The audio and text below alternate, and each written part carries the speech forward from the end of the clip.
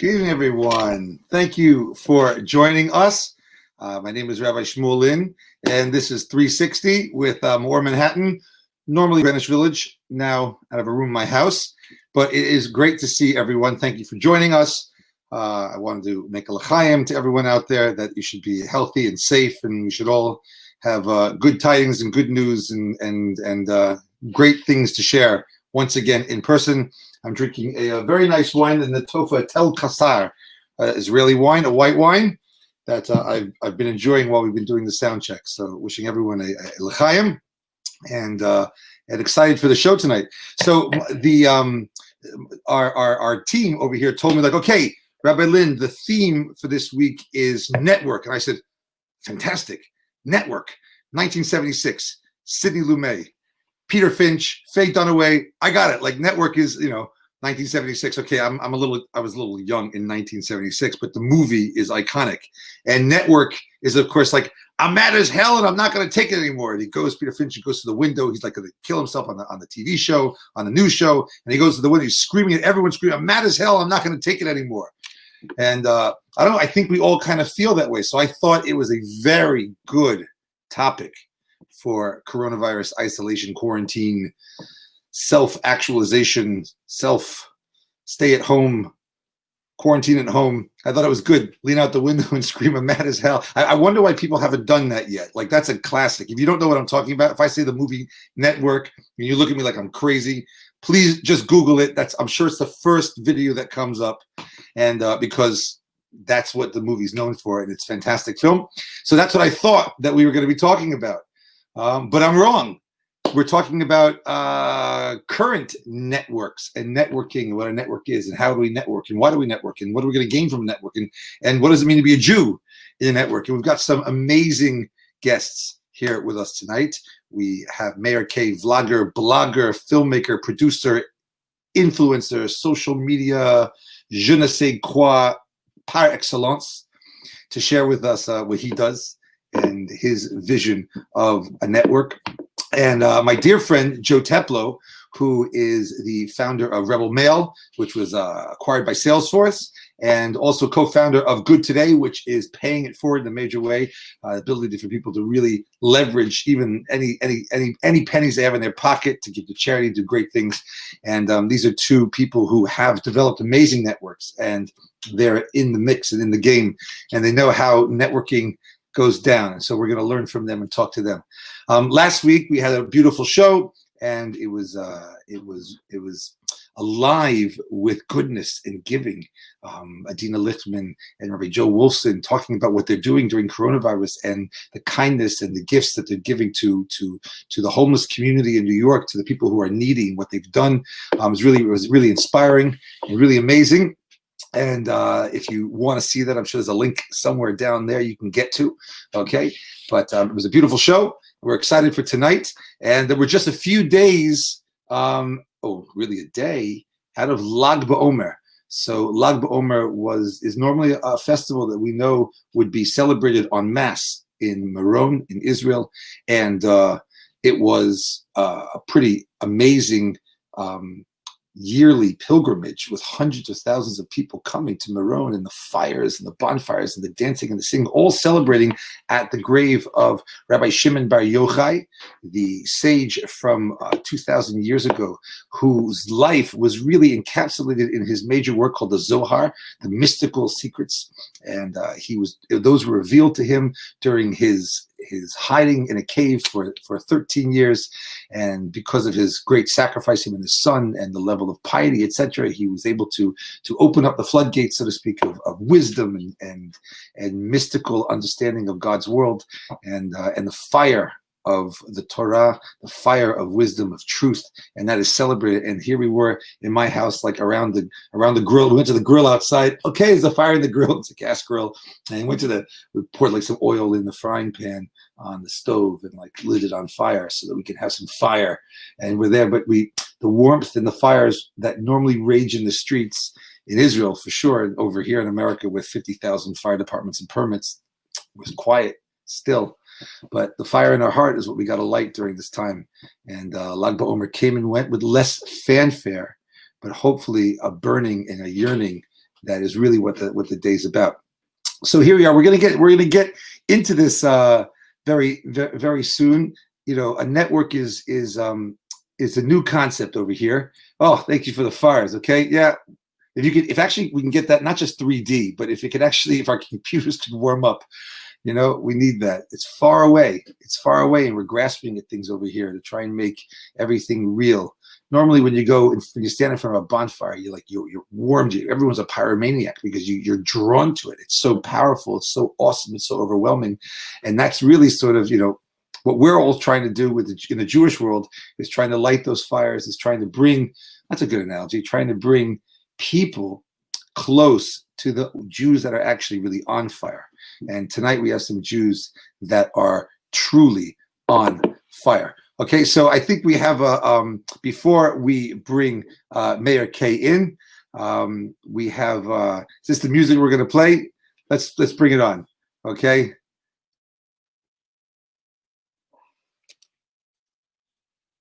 Well, I have another glass of wine. Okay, fine. We're going to have a guest tonight, Tal Klein. There we go. So is this music playing? Great. I hope they can hear it. Making sure the sound's coming through. Tal Klein on the left is our in-house resident jazz band, okay, that we have on in the JEC on 13th Street. Normally he's playing from their little studio over there in Israel, okay, giving us a little beautiful music. Still crazy after all these years.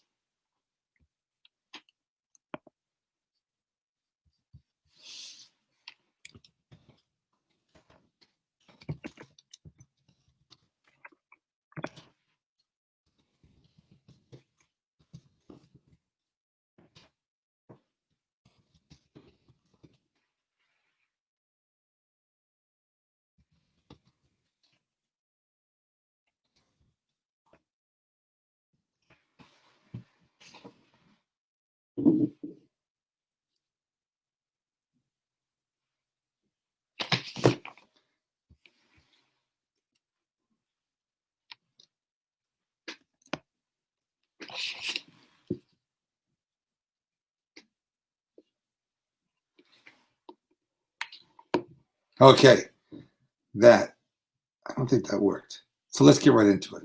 Okay, I want to introduce my dear friend, Mayor K. It's pretty remarkable what he's accomplished, and I'm actually excited to speak to him because I want to know how he got here and what he's doing. Okay, remarkable. He has a video. I think my understanding is the most famous video is the one where it's a valuable lesson for a happier life. I think it's got 50 something million shares. I think 270 million views. I mean, remarkable, you know. And another one that my kids all know is that how the kids decide to spend $1 where they have a chance to buy some ice cream, where they have a chance to give it to someone who's homeless. And it's a beautiful video, also with 20+ million views. So we're going to bring Mayor. Is Mayor here ready? Can we bring him in to the? Hey. Yeah. Hey, Rabbi Lynn, how are you? Good to see you. Great. It is great to see you. I ran up. I saw you had some wine there. I'm on my seltzer diet, so. If you need a mixer, you'll let me know. Oh, you got it. If you need something, I always mix it up. Oh man, l'chaim, Mayor. L'chaim. Thanks for having me. What a privilege. It's so great to have you. Man, you got a lot going on, and it's amazing. I don't know if you heard what I said before, but Lag BaOmer, we didn't have the fires that we need outside of us, but our job is to bring people to the people who are on fire. And there is no question, my friend, that you are a Jew on fire. You really are. So, thank you. I'll ask you sort of like a generational question for a guy with this coloring in his beard.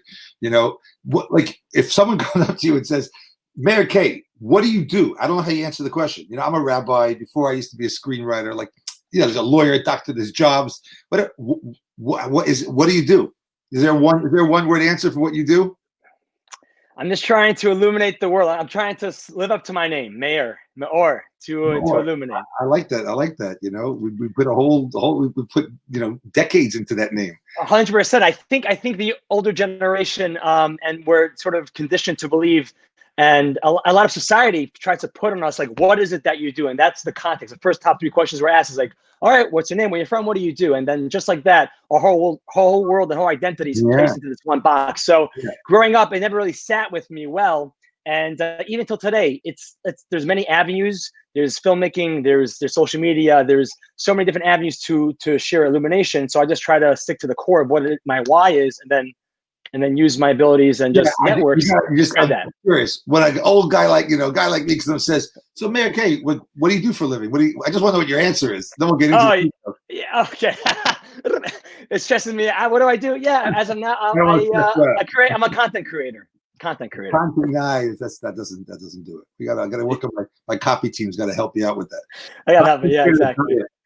You are literally a man on fire, and it's amazing what you do. I'm assuming that the people who are watching this and tuning in are going to know who you are, and if not, they should just pause and Google Mayor K, Instagram, Facebook, YouTube, wherever you go, and you have to see some of the stuff you're doing. So let's take a little clip here of I think this is really I think the how to lead a meaningful life, or happier life is, I think, the video that is the most viewed video you put together. Yeah, yeah, exactly. That video, which is sort of like one of the professor videos in a series that brings out different lessons through like a classroom setting.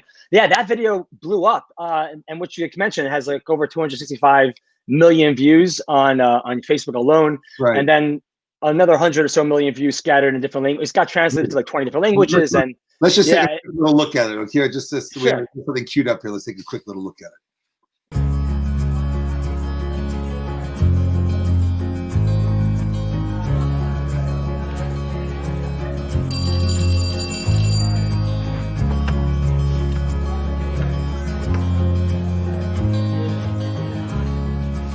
Good afternoon, everyone. Good afternoon.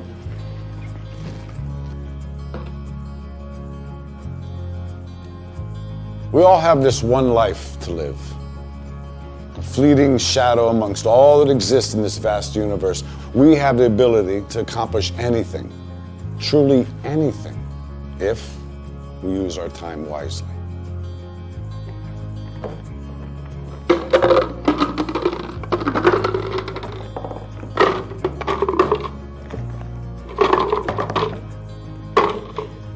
Is this jar full? Yes.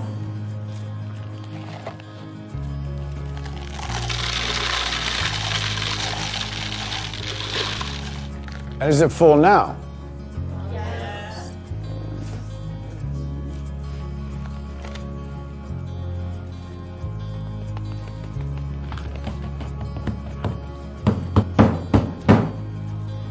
And how about now? Is the jar full now?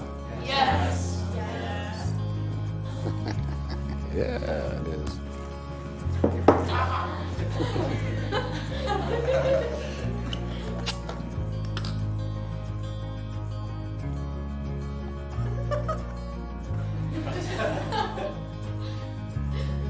Now, I want you to recognize that this jar represents your life. Golf balls are the important things: your family, your friends, your health, and your passions. The pebbles are the other important things: your car, your job, your home. The sand is everything else. It's just the small stuff. Now, if you put the sand into the jar first, you won't have room for the pebbles or the golf balls. And the same is true in life.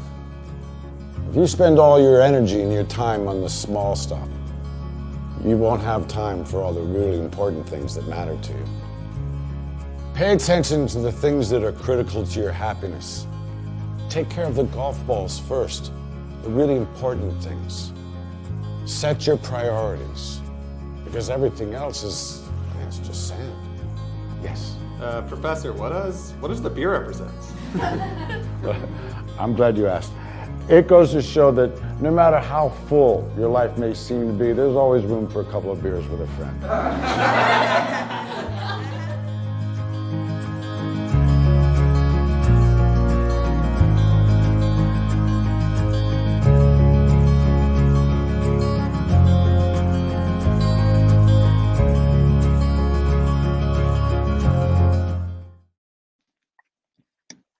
Absolutely fantastic. I'm sorry we had to watch the whole thing because people I'm just getting more views. That's all. But like, I'm not complaining. Mayor, you're a personification of goodness and positivity and perspective. Right now, this is a talk tonight about networking, so we got to do both here for a few minutes, okay? We got to talk about the fact that you have an unbelievable network. I'd like you to just tell us, give us the platform, so we can give us the body, so we can get into the soul. Tell us the body of your network and how it built and how vast it is, and then how you see that as an agency for doing good. So let's talk about the body first. What is this network that you have? It's an unbelievable network, but just please describe like where you are right now on your stage years later after making these videos and what that network looks like in terms of just its structure. Yeah, that's a fantastic question. So what turned out to be a hobby and just like, something fun that I love doing, which was creating videos and high-fiving people around New York City, turned into this. Yeah, that's right. That's one of the most. I do want to know if someone punched you or anything like that, but okay.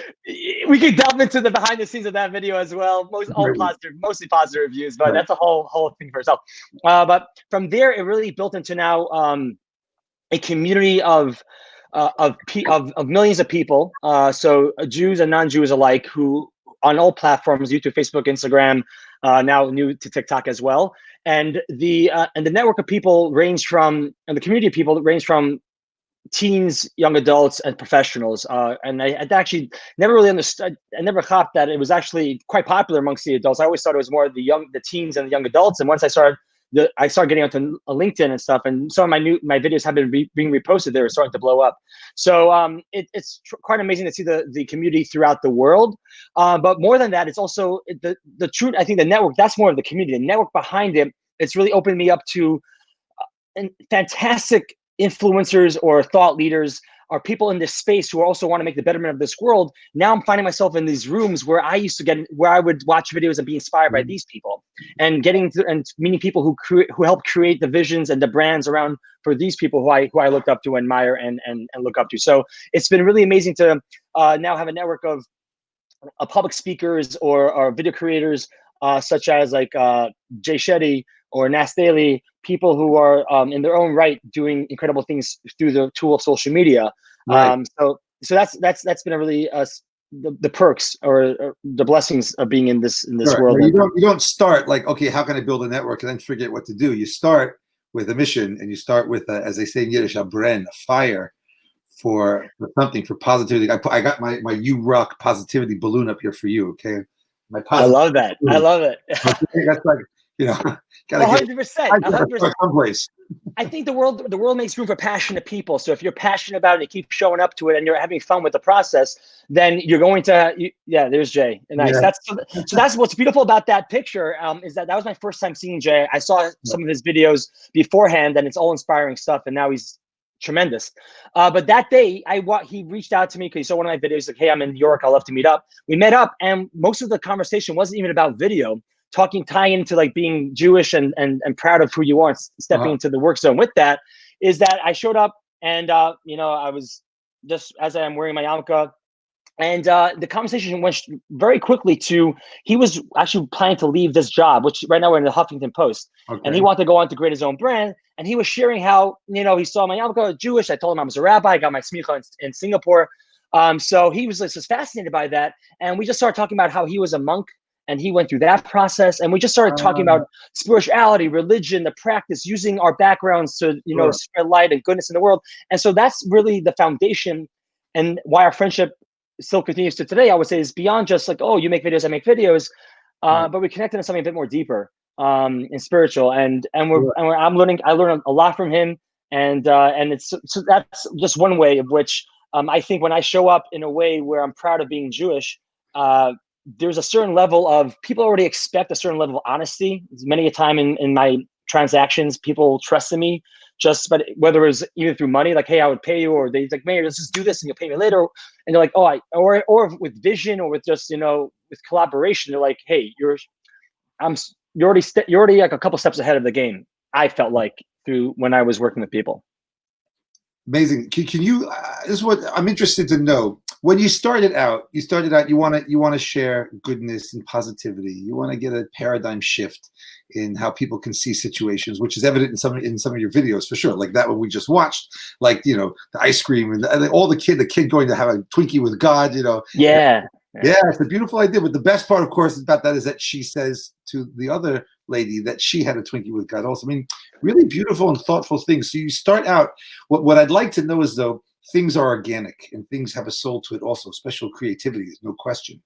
And you started with clearly an idea that you want to spread messages of positivity and goodness, clearly based in your Jewish expression.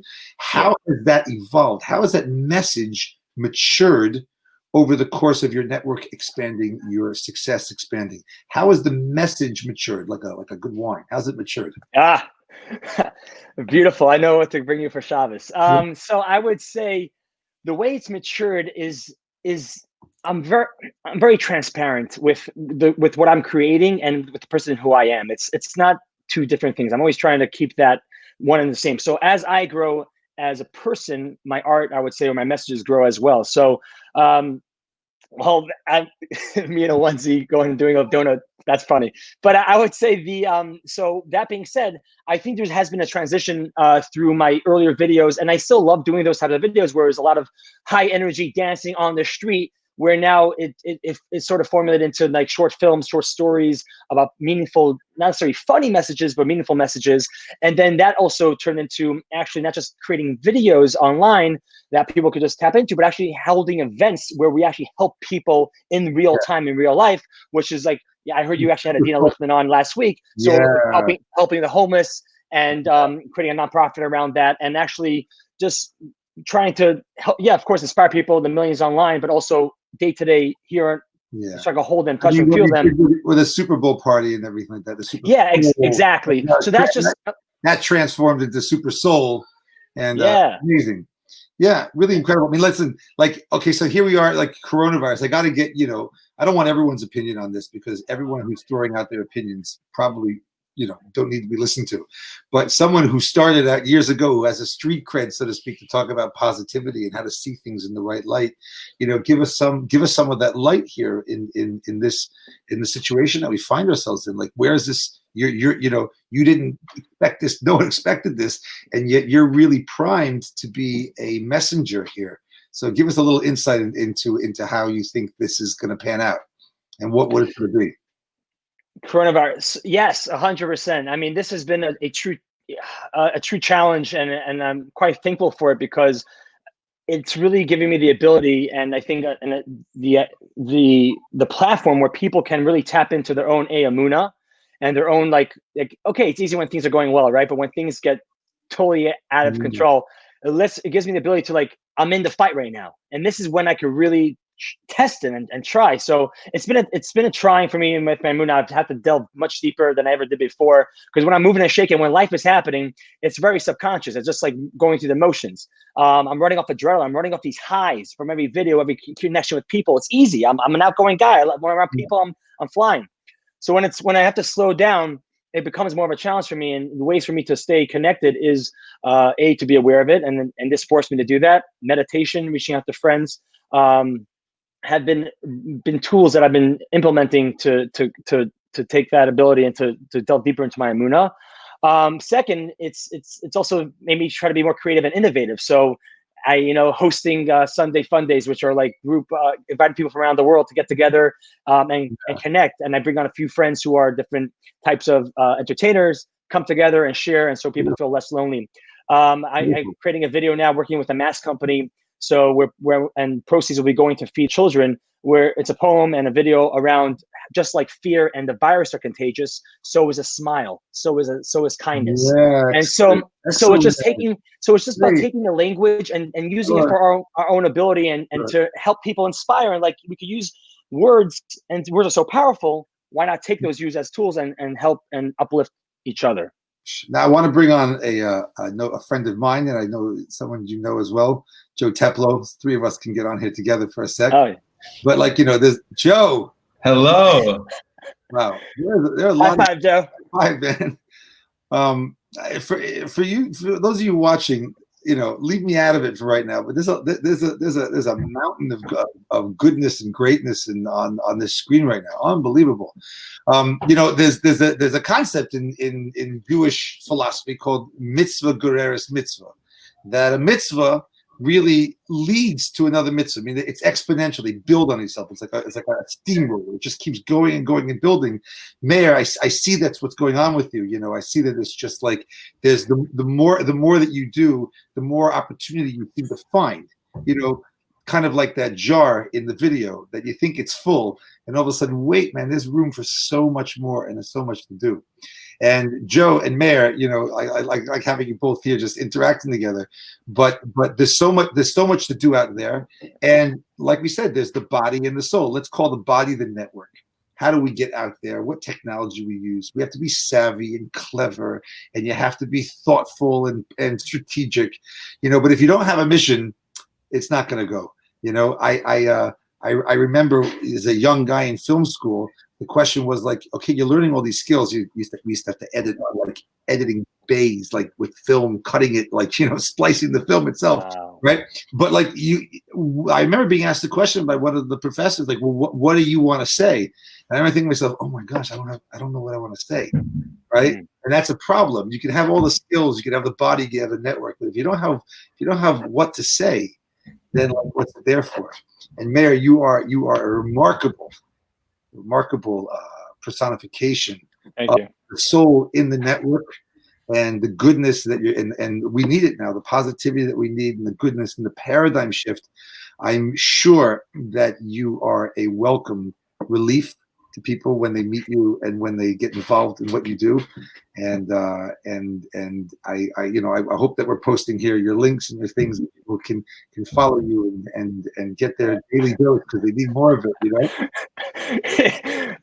Thank you, Rabbi. I appreciate it. And I would love to talk movie shop with you someday. I didn't know you went to film school. Wow. I don't know if you were on. I don't know if you were the backstage of this, but like there was. I quoted. I said, "Oh, we're doing a show on network." I said, "Great, network, 1976, Sidney Lumet, Peter Finch, Faye Dunaway." You know the film, right? Yeah. I know. It's on it. It's like, I'm not going to take it anymore. That's what I think people would be screaming out of their windows. But you'd probably have a more positive slant on it than that. But no, that's with all the negativity and all the garbage out there, we got to put smiles on people's faces. And you're amazing. You're a beacon of light, and you made my lag ba'omer. I don't need a bonfire. I've got a guy like Mayor, which means to illuminate. Mayor K doing the great work out there. Thank you so much for coming. Mayor, before you go, I just want to say we ran into each other at the Miami Marathon. Yes. A couple months ago. If I had known, I would have given you such a bigger hug and a longer hug, and just stuck there for like an hour maybe. But I know 100%. But now the feeling is mutual, and now it's just building up. So the next time I do see you, my friend, and out there in the real world, we're gonna go for it. Amen. I look forward to it.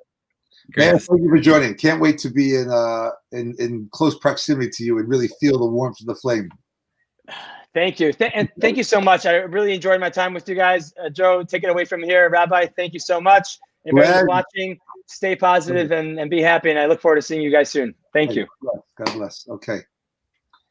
Joe, my dear friend Joe, how you doing? Long time no see. Long time no see. Thank God. We were hanging out last night, so this is like a quick part 2 already to what was an epic part 1. It was an epic part 1. I have to get so the viewers don't know. Rabbi got an antibody test as we were talking, so it was. I don't have the antibodies, but he got to see my daughter and my wife playing doctor on me, which was a lot of blood and pipettes and things. Okay, but before we get into like the meat and potatoes of our conversation tonight, we've got a little clip here of you, Joe. So don't blood. Really? Yeah. Okay. Let's get it. Joe is an incredible person. Joe is creating a new paradigm for a young professional who is a dynamic, ambitious, successful entrepreneur and also incredibly spiritually centered. Being a leader at Chabad, as a Jewish community center and a community with Jewish kind of aspirations and ideology is we have individual goals and aspirations as a community, and it's coming up with problems that we'd like to solve together. Good Street is a subscription charity newsletter And essentially, people sign up to give 25 cents a day, and every day they get an email. It tells them about a cause, and people click which one they want their 25 cents to go to. And together our quarters add up. We started with 10 friends, and we're now on track to break $100,000 in quarters this year. Wow, I had no beard then. Oh, great. Yeah, years ago. Okay, Joe, first of all, let's just for people out there to know that you got your technical network start by creating a great startup and Rebel Mail, and it was acquired by Salesforce. So you now work in Salesforce for Salesforce in the Salesforce office. Give us a little bit. I have the question, like, if you have to define what a network is, how do you define it? For me, it was a film in 1976. Okay, or I have a Rolodex, right? But you tell me, like, a definition of a network. How would you define a network? Sure, I'm happy to take a swing at that. Oh no, look at this. What's this? There's a Forbes. First, it's an honor to follow Mayor.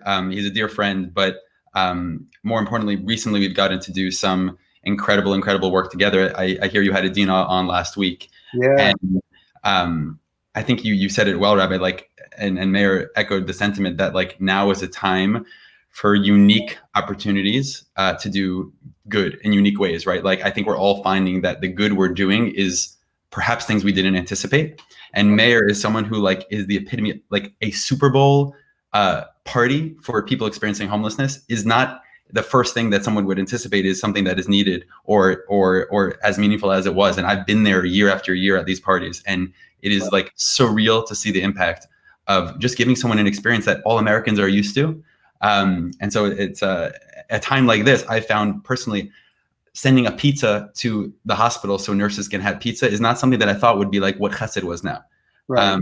And I'm speaking to more and more friends, and the things that people are doing at a moment like this are so, the only word I have is like unique. It's so different than you anticipated. I found someone that convinced a plumber to go to the home of someone who unfortunately was very sick with the virus.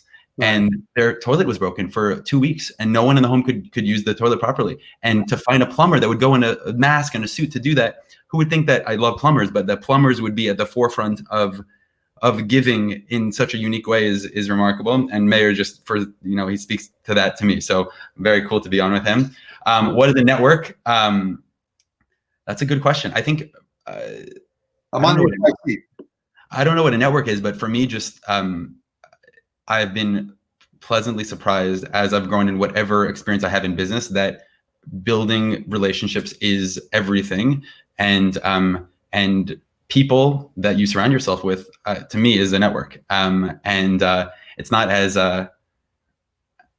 transactional as it sounds. Yeah, I think you can tell a lot about a person how they answer this question. In Hollywood, it's not what you know, it's who you know. And that was not a invitation for personal connection and deep soul searching. That was just about, making deals and connecting. And there's no question there's an idea of a network, which is just purely business. But what you've done, or it's not just what you've done, it's not an accomplishment even per se. It's just like you're saying, there is no network devoid of personal connection. And for you as a Jew, for you as a person who's got his eye on human touch and connection and goodness, I'd like to, that's a real thing. That's the kind of network that I'm talking, that I want people to really aspire to have. The Rolodex of just who you can call in a pinch for business deals is not the network. A network is really a conglomerate of connections whereby you can leverage that really for great things. Yeah, there's business, and yet Salesforce, there's young professional community in New York City, and you do that well. I mean, people should know that you have hundreds of people for Shabbat dinner on Friday night. That's a network, but it's coming through business angles and connections in all these different ways. But there's a beacon of light that really drives it. Maybe you can talk a little bit to how these connections are made in networks where there are clear Jewish components that enhance the value of those relationships, even in the business world. Sure. Yeah. And so this particularly, what you just said, being authentically Jewish in the workplace, is something that I've grown recently increasingly passionate about, just because it's something that is so important to me. And I didn't realize that it's something that so many don't realize it's just so possible. I would argue more than possible, like enriching. Bianca, before the show, teed up, to share some narrative around this. So I can tell you, a brief story. It's a journey to get the company acquired by Salesforce. It was a dream. I fell in love with this company and the values. That's another story that maybe we can get to. But my first day on the job, I walk into this huge office. It's my first time in a real office. Previously, I ran a company, 20 people. It's a big company, this and that, and there's elevators, and I had to put on tefillin. So I try and pray every morning. And I guess I'll embarrass, but I got in a little late that day, Rabbi. And I had to do this, and I couldn't do it in the middle of the floor like I used to have my own little corner. So I asked them, where can I do this? And so they pointed me. They said, there's a meditation room on every floor. I said, well, that's nice. Salesforce. In Salesforce, every floor. They're very passionate about mindfulness. Every floor, they've carved out a serious room with pillows. And the airport only has one for the whole airport, but Salesforce has one at every floor. Every floor. God willing, you'll come by. I've been in the airport once. It's not, So you've never been to those. I haven't, but so I walk into this room. It's a little 5 foot by 10 foot situation, 40 floors above New York, above Bryant Park. And I started doing my thing. I'm in the corner, and it's just me. And I'm saying the Shema. And as I wrap up, I hear like the door creak open. I'm like, I guess it's not a private meditation room. And someone walks in and they begin to like bow down on the floor on the rug. And I was like, I kind of realized I got the gist of what was happening. And this was a Muslim member of the company, praying. And I was really emotional at the time in general, because I had transitioned my company over, and everything was causing me just to be expressive in that way. And when he finished praying, I was still going. And I said, before he left, I said, hey brother, like, can I ask you, like, what's your name? And he said, my name is Yusuf. And I said, well, my name is Joe, but it's actually Yosef in Hebrew. So we have the same name.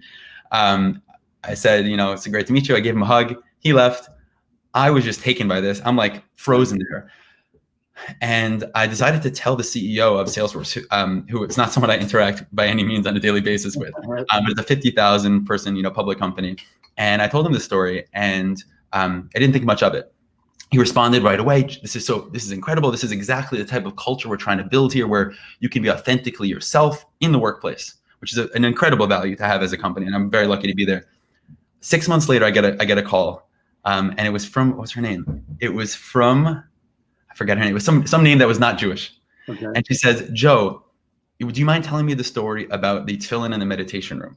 And I said, sure, I'm happy to share it. Can I ask why that's interesting? And she said, Mark, who's the CEO, told me about this. And to be honest with you, he's writing his book, and he wants to know if he can include this story in his new book that is coming out. And so I shared the story with her, and lo and behold, she's like, okay, we're including it. I had to get in touch with Yusuf to get his approval. I found the right Yusuf in the company directory, and it's in the book a few months later.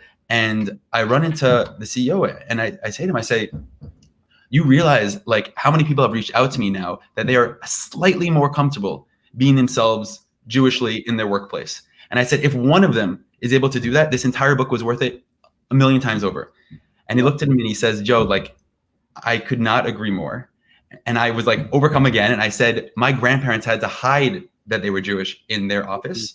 Not only am I not hiding this is being celebrated of all things. And what sort of responsibility comes with that? Like, what responsibility comes with a workplace that I can be myself? And so since then, I've made like the promise to myself that I am going to be unapologetically, authentically Joe. And the most interesting thing about me is that I live by these values.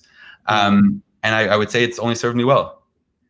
The former chief rabbi of the United Kingdom, Rabbi Jonathan Sachs, always says, like, the non-Jews of the world respect the Jews who respect their Judaism, and they don't respect the Jews who don't respect the Judaism. But yes, you're right. Our history is one where and I find this also, we Jews we're still, it's like almost in us, like we're so nervous and cautious with it. But the truth is, I think that especially in today's day and age, if we can find the right expression and really feel confident as carriers of a tradition, I think that it's become certainly more acceptable, and actually is more of an enhancement of the relationships and the honesty and the authenticity that we bring to our relationships in the workplace. Beautiful story. I know you have a story about a chauffeur I want to hear also. But first, We have someone who submitted a question, so we want to bring her on. Okay. Let's ask you. Michelle. Hi, Michelle. Hi. How you doing? Hi. Great. Thanks for hanging I'm out. good. How are you? Okay. Yeah, of course. Yeah. No, this Joe, is love the Michelle. story. Thank you for sharing. Thank you. Wow, this is so interactive, this show. I love it. I was looking at it. This is amazing. So my question goes back to the idea of building relationships and building a network. And this idea that you're always meeting new people, you're maintaining the relationships you've already built. So how do you think about like cultivating those relationships? Are you thinking about it deliberately or organically? And then as a second part of the question, how do you prioritize maintaining the relationships, or what types of strategies do you use when you're thinking about cultivating these relationships? Really good question. I'll take a stab at it. So on the deliberate side, I would say that like when I first started, when I first started the company, I've only had one job, and now I guess I have the same job just at a bigger company. I started meeting more people than I could keep track of.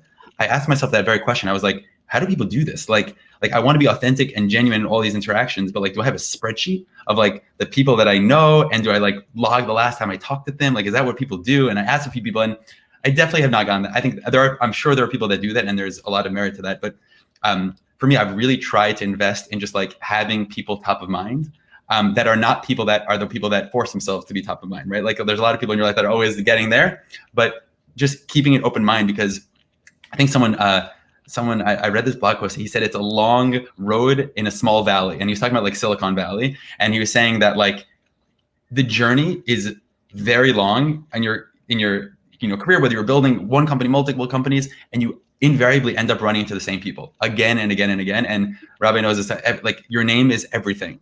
And so by like maintaining people in your mind and like having their genuine interest at heart over the course of like that long journey, I found even in the few short years I've been able to do it, being a little less deliberate and a little bit more like authentic and organic about those interactions has really worked. And then the last thing I'll just say is like, take opportunities like this where everyone is going through such tremendous like uncertainty to be authentic about like those engagements, right? So like if you're reaching out to someone about something that you need or this and that, like check in on like how that human is as a human, right? In addition to whatever, task that you're interacting with in the workplace. And I found that to be meaningful as well. Amazing, thank you. Yes, thank you, Michelle, for the question. Yeah, definitely. Yeah, thank you for joining, Michelle.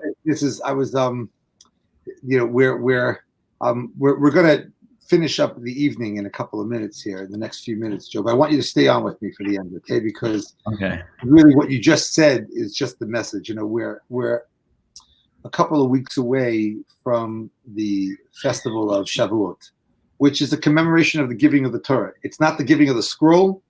It's not even the giving of the tablets of the 10 Commandments. 10. It's the moment where the heavens opened and the entire nation of Israel was standing at the foot of Mount Sinai. And God Almighty revealed the totality of his law, as they would say in English, which is a word that has negative emotional connotations, but basically the instruction manual for life. And it says that when we were there, the metaphor, so to speak, that were given is that we received a certain number of crowns. Okay, meaning there's something that's just a crown that we got, which obviously raises us up, and it's adorned with, it's bejeweled, and it's really it shows our power and our greatness and our glory. That's what a crown represents. And one of them is the Shem Tov. The crown is the crown of a good name. That the name that we create for ourselves and the name that we have and that we carry with ourselves, like you just said so beautifully, that we go through the world and we go through our jobs. We're going to come across the same people. We're going to be in similar situations. Sometimes you might be too afraid to be authentic. And I think that's the message, if I'm hearing what you're saying, deeply in a deep place, like to really be authentic.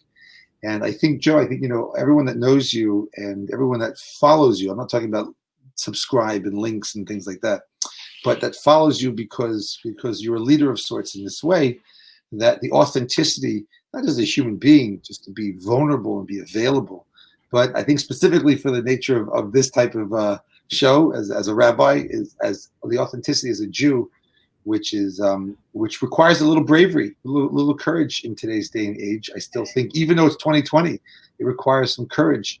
And I think people like yourself who are brave enough and confident enough and will share that with your colleagues and with your network and in your work that you do and are proud of it and wear it on your sleeve, I think it gives a lot of other people type of courage that they need also, and inspiration they need probably more than you recognize yourself.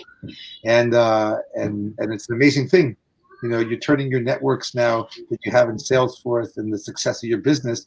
But I know you enough to know that you're just kind of leveraging that to get more people involved in finer aspects of life, the soul aspects of life, the giving and the goodness and the connection and the love and the positivity. And like I said at the beginning of the program, Lag BaOmer came and went. We didn't have the bonfire, even though we tried on our stovetop with a frying pan and some, grain alcohol. It didn't work. But if we get close enough to great Jews who are on fire, right, we can feel that warmth and be inspired as such. And you really are that. And we're gonna bring you back on, right? We're gonna get more time with you for sure. And an amazing story about a shofar. You owe us that story, okay? Okay. But I want to thank everybody for tuning in and for joining us. We have this is an opportunity every Wednesday night to meet some amazing people, some amazing young Jews that are on fire, doing great things. It's such a pleasure for me to hang out with you, right? It should be in person. I should be able to pour you the drink and hand it over the counter to you and make a l'chaim. But I think considering the circumstances, we're doing a great job, and we should all be safe and we should all be well and we should be happy. And, we'll take tonight out with a little bit of music. I think this is the music, if I'm right. It's called the Lynn Show. So I'm a great grandson of Al Lynn and the Music Masters from the 1920s. I don't know if this is the clip we have. But anyway, we'll go out with a little music. It's either that or it's my Israeli friends over there. And I think it's the Israelis over there. Okay, Tal Klein. Oh, Tal Klein and his quartet. Okay, so the music at the beginning, I think, was my great-grandfather. And we have our in-house band, our great Israelis that come and play jazz for us every Wednesday night in More Manhattan. And sadly, they're not there in person, but they sent us a couple of clips from the land of milk and honey over there. Joe, thank you for joining. Mayor, thank you for joining. I'd like to thank our producers, Bianca and Ilana and Michael, for all your hard work behind the scenes and making this run so smoothly. And we'll see you next week, Wednesday night. Thank you for coming. Be blessed, be well. L'chaim. L'chaim.